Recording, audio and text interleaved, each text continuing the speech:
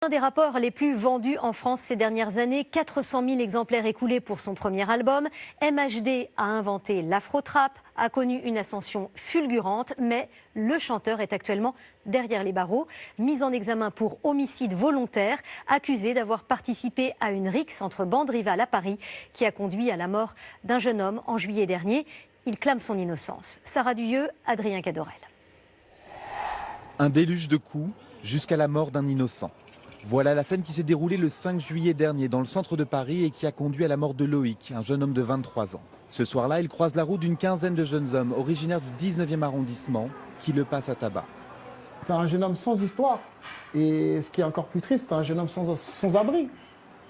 Loïc, il n'avait pas de toit. Loïc vivait dans un parking. C'est un innocent.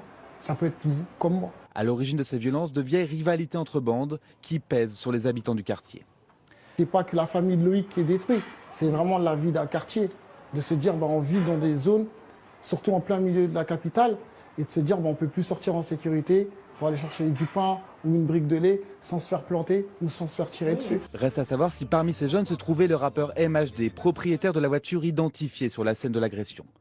Mis en examen et placé en détention provisoire, le jeune homme assure par l'intermédiaire de son avocat être étranger à l'affaire.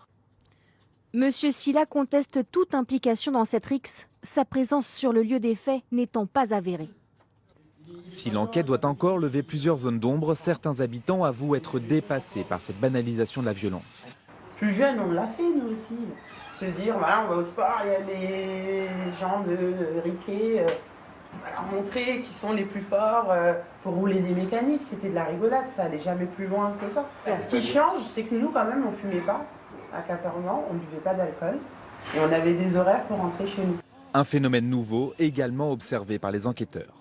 Il y a eu un cap qui a été franchi effectivement depuis à peu près 2 ans, notamment dans la capitale. Le but, c'est clairement d'infliger des blessures graves ou bien la mort. On a vu parfois 10-15 personnes sur une personne à terre qui est quasiment achevée. Et c'est ça qui est particulièrement choquant, notamment quand il y a des vidéos qui circulent. Placé en détention provisoire, MHD devrait formuler une demande de remise en liberté d'ici 1 mois. Il encourt jusqu'à 30 ans de prison.